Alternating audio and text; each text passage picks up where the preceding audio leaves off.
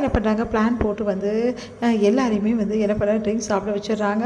அதனால் வந்து அவங்க வீட்டுக்கார்கிட்ட சொல்கிறாங்க, இதுக்கப்புறம் எந்த பிரச்சனையும் கிடையாது, கண்மணி அன்பும் ரொம்ப சந்தோஷமாக இருக்கலாம் அவங்க ரூமில் அப்படின்றாங்க. கண்மணி கூப்பிட்டு, கண்மணி இந்த ட்ரெஸ்ஸு வந்து நைட் வேர் ட்ரெஸ்ஸு, இதை போட்டுக்கோ அப்படின்றாங்க. இல்லை இதெல்லாம் போட்டு எனக்கு பழக்கம் இல்லை அப்படின்னு சொல்லிட்டு சொல்கிறாங்க.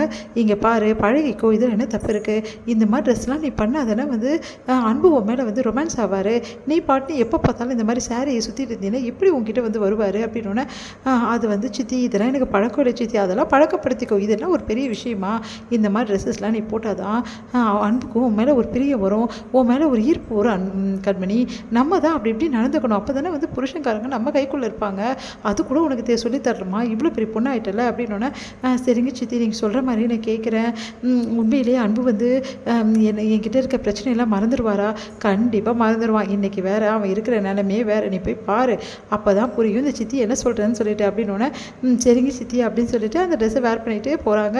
இங்கே வந்து அன்பு ஃபுல் வந்து அப்படியே வந்து பார்த்துட்டு அப்படியே பார்த்துட்டே இருக்காரு, கண்மணியை பார்த்து முறைக்கிறாரு, என்ன இவங்க சித்தி வந்து வேறு மாதிரி சொன்னாங்களே, இவர் என்ன இப்படி முறைக்கிறாரு அப்படின்னு சொல்லிட்டு ஒன்றும் புரியாமல் அப்படியே பார்க்குறாங்க. தன்னை மறந்த நிலையில் இருக்க அன்பு வந்து அப்படியே கண்மணியை பார்த்துட்ருக்காரு. பார்த்து செம்ம டென்ஷன், நீ எதுக்கு இங்கே வந்து அப்படின்றாரு.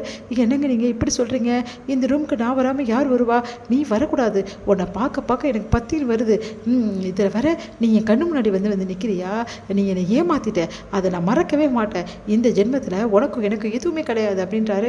அதை கேட்டுட்டு எங்க இப்படிலாம் பேசுகிறீங்க, எங்கள் அம்மா ஏமாற்றிட்டாங்கன்றதால, எங்கள் அம்மா ஒரு சின்ன பொய் சொல்லிட்டாங்கன்னு இவ்வளோ நாள் வந்து என்னை வெறுக்கிறீங்களேங்க, உங்கள் அம்மா சொன்ன பொய்யா, ஐயோ என்னை டென்ஷன் ஆக்காத, எங்கள் அம்மா சொன்ன பொய்யெல்லாம் கிடையாது அப்படின்றாரு. அப்போ எதனாலங்க என்னை வெறுக்கிறீங்க சொல்லுங்கங்க, அதெல்லாம் சொல்லக்கூடிய நிலைமையில நான் இல்லை, உன்னை பார்க்க எனக்கு பற்றி மரியாதை இங்கேருந்து போயிடு அப்படின்றாரு. இல்லைங்க என்னால் போக முடியாது, நான் எப்படிங்க இங்கே போக முடியும், இந்த இடம் எனக்கு எதுன்னே தெரியாது, எப்படிங்க நான் வெளியே போய் நிற்க முடியும், அதெல்லாம் தெரியாது, என் ரூமில் உனக்கு இடம் கிடையாது, என் மனசுலேயும் இடம் கிடையாது, என் ரூமில் இடம் கிடையாது, மரியாதை இங்கேருந்து போயிடு அப்படின்றாரு. ப்ளீஸ் அன்பு இப்பெல்லாம் பண்ணாதீங்க அன்பு, எல்லோரும் பார்ப்பாங்க அன்பு, ப்ளீஸ் அன்பு, எப்படி அன்பு நான் வெளியே போக முடியும், யாரும் என் ரூமுக்கு போக முடியும், எல்லாம் தப்பாக நினைப்பாங்க அன்பு, ப்ளீஸ் அன்பு அப்படின்றாரு. அதெல்லாம் முடியாது, நீ இந்த ரூமில் இருக்கக்கூடாதுன்னா இருக்கக்கூடாதா, போக போறியா இப்போ இல்லையா அப்படின்றாரு. அதை கேட்டுட்டு வந்து ப்ளீஸ் அன்பு கெஞ்சுறாங்க, நீ இப்படி பண்ணியிருந்தா வேலைக்காக மாட்டோம் போடி வெளியே அப்படி சொல்லிட்டு அப்படியே வந்து பிடிச்சி தள்ளி விட்டுறாரு, கதவையும் சாத்தி விட்டுறாரு. அப்படியே வெளியே போய் நிற்கிறாங்க. கண்மணியால் தாங்கிக்கவே முடியல, பயங்கரமாக அழுக வருது அவங்களுக்கு, இந்த அவமானத்தை அவங்களால தாங்கிக்க முடியல, பயங்கரமாக அழறாங்க. இங்கே வந்து அப்பா அன்பும் கண்மணி சந்தோஷமாக இருப்பாங்க, இதை விட எனக்கு என்ன சந்தோஷம் இருக்குது அப்படின்னு சொல்லிட்டு ராதா அவங்க வீட்டுக்கார்ட்ட சொல்லிட்டு இருக்காங்க. இங்கே வந்து எல்லாருமே ஃப்ளாட் ஆகிடுறாங்க. இந்த மாதிரி வந்து எல்லாமே ட்ரிங்க்ஸ் எடுத்துக்கிறதால காலையில் எழுந்து என்ன பண்ணுறாரு, அன்பு வந்து கண்ணை திறந்து பார்க்குறாரு, கண்மணி அப்படின்றாரு. கண்மணி காணும் எங்கே போயிட்டா இவ அப்படி சொல்லிட்டு யோசனை பண்ணி பார்க்குறாரு. அவருக்கு வந்து நைட்டு வந்து நடந்த விஷயங்கள்லாம் ஒன்று ஞாபகம் வருது.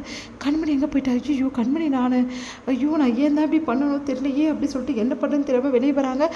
ஃபுல்லாகவே போய் கண்மணி தேடுறாரு, கண்மணி எங்கேயுமே இல்லை, அதிர்ச்சி அடைகிறாரு. கண்மணி நேற்று நைட்டு வெளியே எடுத்துமே நான் விட்டு நீங்கள் என்ன நடந்து தெரியலையே அப்படின்னு சொல்லிட்டு யோசனை பண்ணுறாரு. அவங்க தம்பிக்கிட்ட வந்து கார்த்தின்றாரு, என்னடா காலையிலே வந்து தொல்லை கொடுக்குற, எனக்கே நைட்டு இந்த மாதிரி ஆனது முடியலடா அப்படின்னு. டேய் கண்மணியை பார்த்தாரா, அண்ணி நான் பார்க்கலையே அப்படின்றாங்க.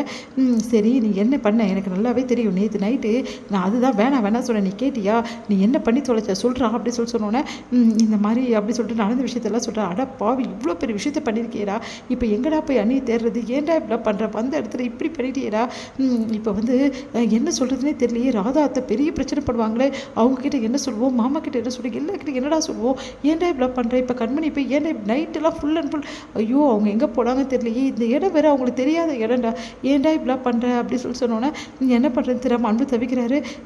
என்ன பண்ணுறதுன்னு தெரியல, எனக்கு ரொம்ப பயமாக இருக்குது, எப்படியாவது வந்து போய் தேடி கண்டுபிடிச்சணும், எல்லோரும் எப்படி எழுந்துக்கிறதுக்கு லேட் ஆகும், ஏன்னா நேற்று நான் நடந்த விஷயம் அப்படி, அதனால் நம்ம 2 பேர் போய் தேடி கண்டுபிடிச்சி கூட்டிகிட்டு வந்துடலாம் அப்படின்றாங்க.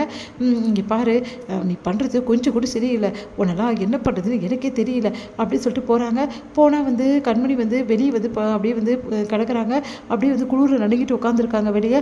அதை பார்த்துட்டு அண்ணி இங்கே இருக்கீங்க அப்படின்னோடனே, என்ன நீ இங்கே இருக்கீங்க அப்படின்னோடனே, ஒன்றும் இல்லை அப்படின்னு சொல்கிறாங்க.